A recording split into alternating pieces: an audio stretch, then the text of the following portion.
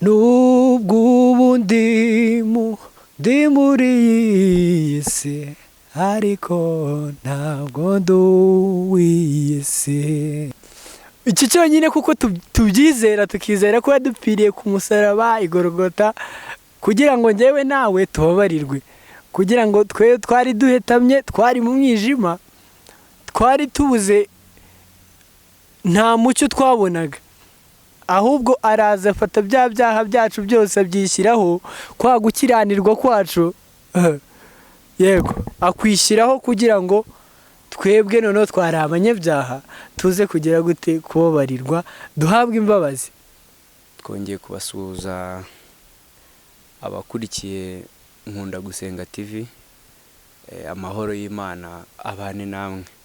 Ngira ngo uyu munsi tugarutse mu yindi sura nshya.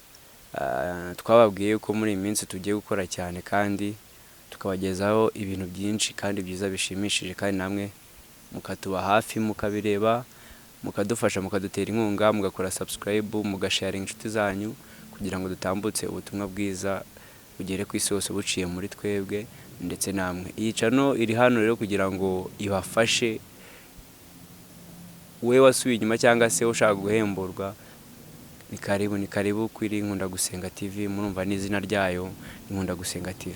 Yagira ngo kuri kamera murabonaho umusore, ngira ngo ntago ari ubwa mbere aje kuri kamera za Nkunda Gusenga TV, ngira ngo arahasanzwe, ariko twatangira twibwira hanyuma tukaganira. Yego urakoze. Amazina yanjye ni Mugabo Moise. Sibwo bwa mbere nje hano, ndakeka ari nk'ubwa kabiri, kandi nongeye kwishima kugaruka ahangaha. Ndumva hamaze kuba nko mu rugo, ndakeka ntago ndi umushyitsi cyangwa se mushyashya hano. Yego urakoze. Yangira ngo ndakeka abaje ari ubwa mbere kuri Nkunda Gusenga TV barabona nyine ari umuntu mushyashya, ariko nk'umuntu usanzwe tubana cyangwa se nk'abantu basanzwe badukurikira mu biganiro bishize twagiye tubashyiriraho, ngira ngo muramuzi. Ariko nawe ushaka kumubona, wumva ufite amatsiko yo kumenya byinshi kuri we birambuye, hari ikiganiro twagiranye mu minsi yashize, ngira ngo wamanuka hasi ukajya muri video duheruka gushyiraho, wamusangamo rwose, kuko nawe afite ubuhamya bwiza kandi ni umusore ushima Imana. Yangira ngo yitwa Moise, ngira ngo Moise se ndakeka baje kuri kamera cyangwa se abadukurikiye ari ubwa mbere, ntago bakuzi, ariko wanabibwiramo gakeya utagiye muri detail nyinshi. Yego, abantu baje bwa mbere ndakeka abantu baje bwa mbere ndakeka ko ubwo abo nari nibwiye ushize, nkuko nari mbibabwiye amazina yanjye nayavuze. Ikindi ndi umuntu ukunda gusenga, kuko nubwo ncana n'ubize nayo yitwa Nkunda Gusenga. Ndakeka umuntu wese w'umukristo yagakwiye gukunda gusenga, kuko niwo muco, ni umuco, tugomba kubigira umuco. Kandi ikindi gusenga ntabwo ari ibya bamwe cyangwa se nkuko tubyumva ngo tugomba kubiharira abantu runaka, byagakwiye kuba ibya twese, kuko ntekereza ko nyuma y'ubu buzima tugomba gutekereza no mu bundi buzima tuzabaho. Ariko akenshi turamutse tugiye mu buzima bwo muri iyi si bw'aha ngaha, ndakeka ntago ahazaza hacu twaba turi kuhategura neza. Aho mvuga ubwo ni ukuvuga mu gihe tuzaba twaravuye muri iyi si, kuko simpamya ko tuzagumya, ntago nako mbyizera, ntago nizera ko tuzaguma muri iyi si, ahubwo tuzi yuko abantu bari muri iyi si hari igihe kizagera tukayivamo, kandi icyo gihe nikigera hari aho tuzajya. Aho tuzajya rero tugomba kuhategura, ariko ntago nabwo twabikora kubw'ubushake bwacu, ahubwo icyo dusabwe ni kimwe gusa cyonyine, tugomba kwizera Kristo kugira ngo aho hantu tuzahagere. Kuko biritubwira ko abatizera Kristo ntago biragoye, sinzi ko ubwami bw'ijuru bazabubona.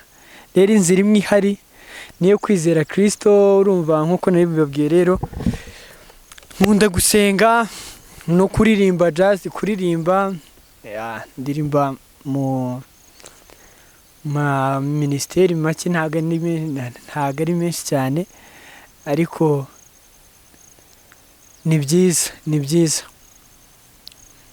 rero. Reka tubanze turirimbeho nyine gato, n'ubundi nk'uko narimbabwiye ko ari byo nkora nabyo ndabikora, ndaririmba, ariko ni na byiza ko noneho iyo biba akarusho kuganira ku ijambo ry'Imana, kuko biba ari byiza cyane, ni iby'ingenzi kandi ni iby'agaciro kubona aho ufatira umwanya ugasabana ndetse ukaganira nyine n'abandi bantu ku ijambo ry'Imana. Hari indirimbo nahoze numva ivuga ngo nabonye amahoro adatangwa n'ab'isi, ni amahoro atangwa na Kristo, ngo kandi ayo mahoro ngo nayiteka. Ndishimye kabisa.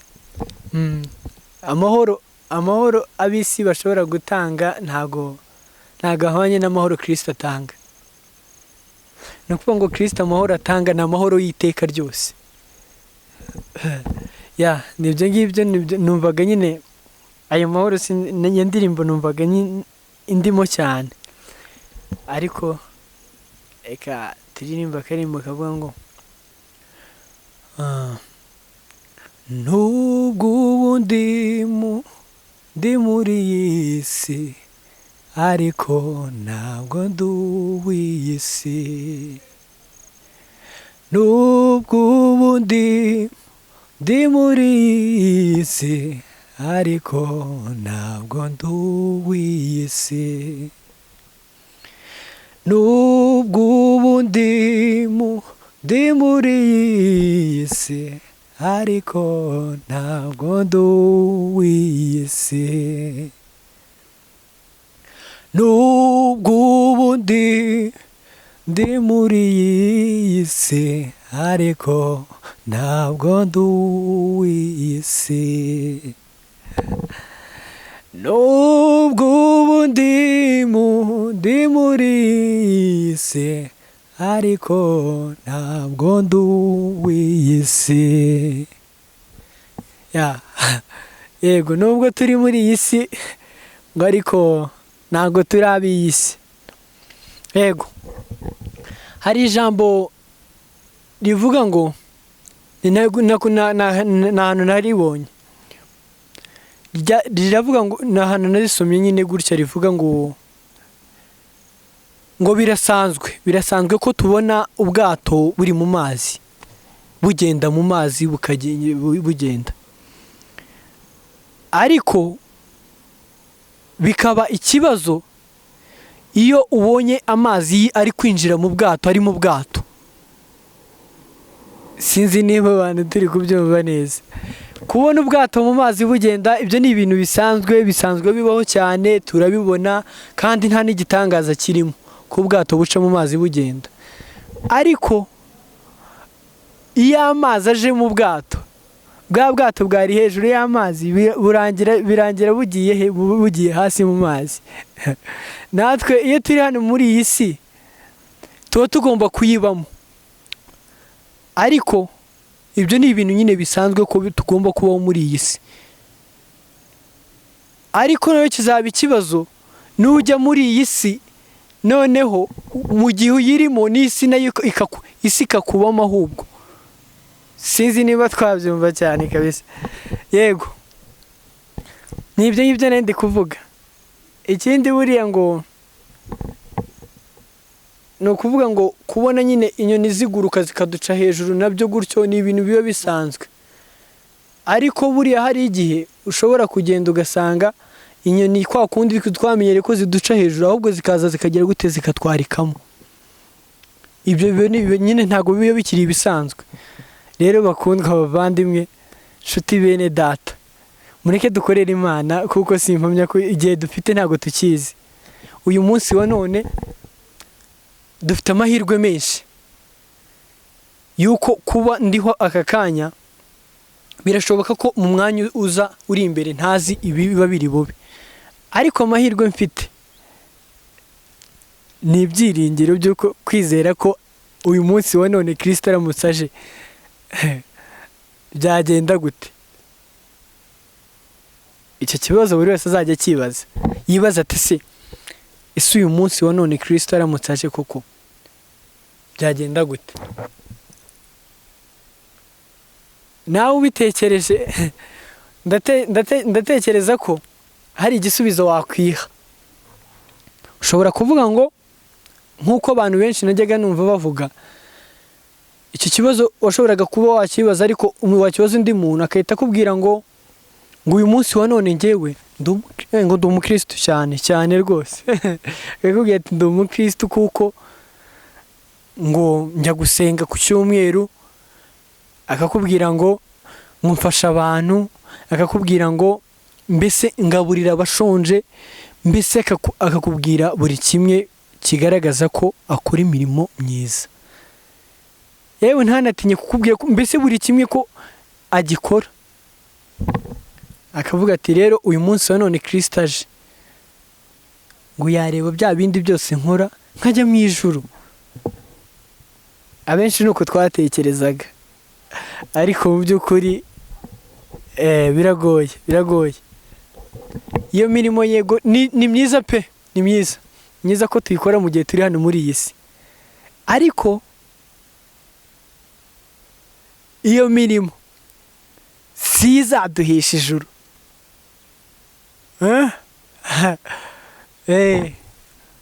Iyo mirimo sinzi ko ntabwo ariyo wavuga ngo iyi mirimo dukora uyu munsi ngo nizaduhesha ijuru. Ntabwo ibyo ntabwo ari byo, ahubwo ikizaduhesha ijuru ni kimwe gusa: kwizera Kristo ko yagupfiriye wowe njyewe nawe, tukabyizera. Kandi uwizera ko Kristo yamupfiriye agomba kugendera mu nzira nk'izo Kristo yagenderagamo. Ni izihe nzira ze Kristo ubwo yagenderagamo? Ni ukuvuga ngo Kristo akiri muri iyi si turaririmba ngo utarigeze mbese ntago yigeze akora icyaha na kimwe akiri muri iyi si, ariko yaremeye ahinduka ibyaha ku bwacu, yaremeye yambara ibyaha byacu, arabifata byose abyishyiraho kugira ngo twebwe tubabarirwe. Yego, iki cyonyine kuko tubyizera, tukizera ko yadupfiriye ku musaraba i Golgotha kugira ngo njyewe nawe tubabarirwe, kugira ngo twari duhetamye, twari mu mwijima, twari tubuze, nta mucyo twabonaga, ahubwo araza afata bya byaha byacu byose abyishyiraho, kwa gukiranirwa kwacu. Yego, akwishyiraho kugira ngo twebwe noneho twari abanyabyaha tuze kugira gute kubabarirwa, duhabwe imbabazi. Yego, icyo nicyo kizatujyana mu ijuru. Ariko kuvuga ngo bya bindi twaherewe turi kuvuga ngo iyi mirimo nkora gutya, nkora neza, mfasha abana bashonje, ngaburira mbese ibyo byose ni byiza pe, ni byiza, ariko bikora uzi ko Kristo, wizera Kristo nk'umwami n'umukiza w'ubugingo bwawe. Twajyaga twumva ngo kukavuga ngo niko njye akenshi natekerezaga mbere, nkatekereza ati se uyu muntu wenda akijijwe, ni ukuvuga ngo ni cya gihe iyo umuntu abatijwe ava mu mazi ari umwere pe. Ariko mu by'ukuri twaribeshyaga, ntabwo ariko byari biri. Icy'ingenzi ni icyo ngicyo cyonyine, kumenya icyazanye Kristo kugira ngo njyewe nawe tubabarirwe. Siko bimeze se, twe twari mu mwijima duhabwe umucyo. Tujya turirimba ngo, ndakeka ni indirimbo yo mu gitabo abantu benshi bararirimba, ariko ntabwo dutekereza ku bw'izo mpamvu, tukavuga ngo ibyo twakora byose, ngo n'umwete wacu wose, ngo n'agahinda gasaze, ngo n'amarira adashira. Yego, iyo ndirimbo tujya tuyiririmba, ngo byose ntibyagira gute, ntibyashobora kudukuraho ibyaha. Yego, none se turirimbye ko tukavuga ati se ayo marira yose niyo twarira amarira meza ati, n'ako agahinda kamwe karenze kuba agahinda gakabije, ariko nako ubwako niyo twakagira gute tukagaragaza umubabaro umeze gute, byose ko bitashobora kudukuraho ibyaha, tujya tubiririmba mu ndirimbo yo mu gitabo, sibyo? Ariko tujya tubitekerezaho, niba ibyo byose bitashobora kudukuraho ibyaha, icyadukuraho ibyaha ni igiki? Ni amaraso ya Kristo. Amaraso ya Kristo niyo yonyine yabasha kugira gute kudukuraho ibyo byaha. Yego, sinzi niba nabanza nkamusubiza ijambo hora urimpaye, ariko ni byiza cyane ijambo ry'Imana, tujye tuganira ijambo ry'Imana, ni byiza kandi ni by'agaciro. Ngo Moise atuganirije ibintu byinshi kandi byiza, ngira ngo wowe udukurikiye hari ikintu ukuyemo cyangwa se hari ikigufashije. Ngira ngo Moise wenda dusa nk'abasoza, ngira ngo nk'abantu baje kuri Nkunda Gusenga ari ubwa mbere, ngira ngo hari impano bumvishe ufite cyangwa se hari icyo bagukuyeho. Ngira ngo Moise kuba waje kuri Nkunda Gusenga TV ndakeka atari ubwa mbere, uzahora uza kenshi na kenshi, iyo tugutumiye uratwitaba. Ngira ngo tubanje kugushimira ubwitange kandi tukubwira ko umuhate ufite ntago ari ubusa ku Mana, kandi uzagororerwa. Ibihembo by'abera birateganyijwe kandi ndakeka ko nawe ugomba kugororerwa. Ngira ngo tugana ku musozo, Moise turagushimiye kuba wabanye natwe ukitanga. Ni byiza, ni by'agaciro, nanjye ndabashimiye, ni byiza, ndabikunze cyane. Kuvuga ngo kuganira byaba ari ikibazo, wenda ndamutse mvuye aho narindi nkaza hano nje kuvuga ibindi bintu bitari buze kugira icyo bimarira undi muntu, ariko ndagira ngo nkubwiye ko umuntu wese wakumva ijambo cyangwa se kumva ko ari iby'ingenzi kuzajya yumva ijambo ry'Imana, nta kibazo, azajya akomeza dukurikirane hano. Tuzaza wenda dufite igihe kirambuye, dusome ibyanditswe, birahari byinshi cyane wenda tutagiyemo cyangwa se ngo dufate umwanya, kuko tutadufite umwanya urambuye cyane.